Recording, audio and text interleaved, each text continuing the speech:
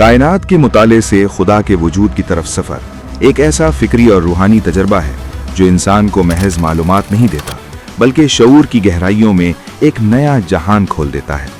ये वो रास्ता है जहां अकल और विजदान यानी रीजन एंड इंट्यूशन एक दूसरे के हम सफ़र हो जाते हैं और इंसान महज देखने वाला नहीं रहता बल्कि समझने वाला बन जाता है। जब हम कायनात यानी यूनिवर्स पर निगाह डालते हैं तो सबसे पहले हमें इसकी वुसअत हैरान कर देती है। अरबों कहकशाएं, हर कहकशां में अरबों सितारे और हर सितारे के गिर्द गर्दिश करते सैयारे, ये सब एक ऐसे नज्म यानी ऑर्डर में जकड़े हुए हैं कि अक्ल बेअख्तियार कह उठती है, क्या ये सब महज इत्तेफाक है?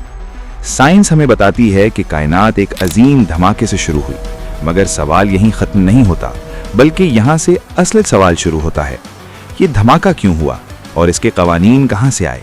क्योंकि कानून खुद कभी वजूद में नहीं आ सकता जब तक कोई कानून साज ना हो।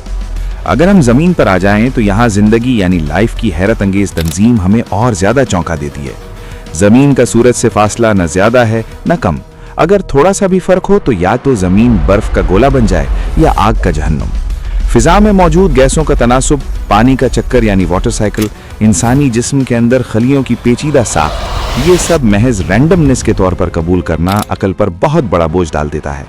यहाँ एक सवाल पैदा होता है कि क्या ये फाइन ट्यूनिंग खुद ब खुद हो गया या इसके पीछे कोई डिजाइनर मौजूद है? जब इंसान अपनी ही जात पर गौर करता है तो मामला और भी गहरा हो जाता है। इंसानी दिमाग यानी ह्यूमन ब्रेन अरबों न्यूरॉन्स पर मुश्तमिल एक ऐसा सुपर कंप्यूटर है जिसे आज की टेक्नोलॉजी भी मुकम्मल तौर पर समझ नहीं सकी। शऊर, एहसास, मोहब्बत, अखलाक, ये सब मादी ज़र्रात से कैसे पैदा हो गए? यहाँ से एक फिक्री पुल बनता है जो हमें इस नतीजे तक ले जाता है कि मादा बजाते खुद काफ़ी नहीं, इसके पीछे कोई गैर मादी, आला और शऊर रखने वाली हस्ती ज़रूरी है। यही वो मकाम है जहाँ फ़लसफ़ा और साइंस दोनों खामोश होकर एक इशारा देते हैं कि there must be a cause beyond the universe, और यही कॉज वही हकीकत है जिसे मजहबी ज़बान में खुदा कहा जाता है। कुरान मजीद इस हकीकत को बहुत सादा मगर गहरे अंदाज में बयान करता है। सनुरीहिम आयातिना फिल आफाकी व फी अनफुसिहिम, यानी हम उन्हें अपनी निशानियां कायनात में भी दिखाएंगे और उनके अपने अंदर भी।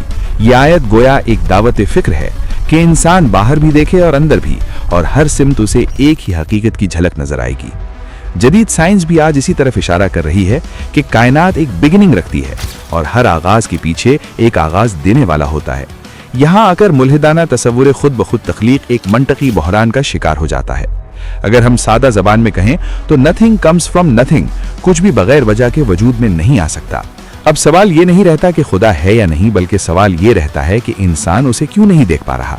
और इसका जवाब यह है कि खुदा फिजिकली ऑब्जर्वेबल ऑब्जेक्ट नहीं बल्कि एक ऐसी हकीकत यानी अल्टीमेट रियलिटी है जो अपने असरात यानी इफेक्ट्स के जरिए पहचानी जाती है, बिल्कुल उसी तरह जैसे हम हवा को नहीं देखते मगर उसके वजूद को महसूस करते हैं।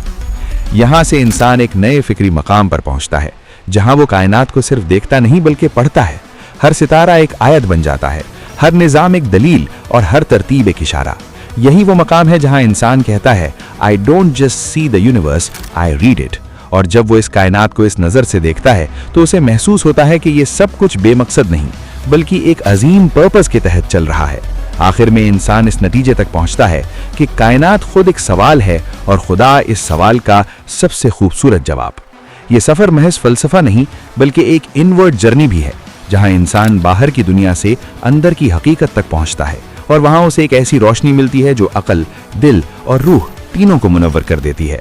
और यही वो लम्हा होता है जब इंसान खामोश होकर सिर्फ ये कहता है there is a creator and everything finally makes sense.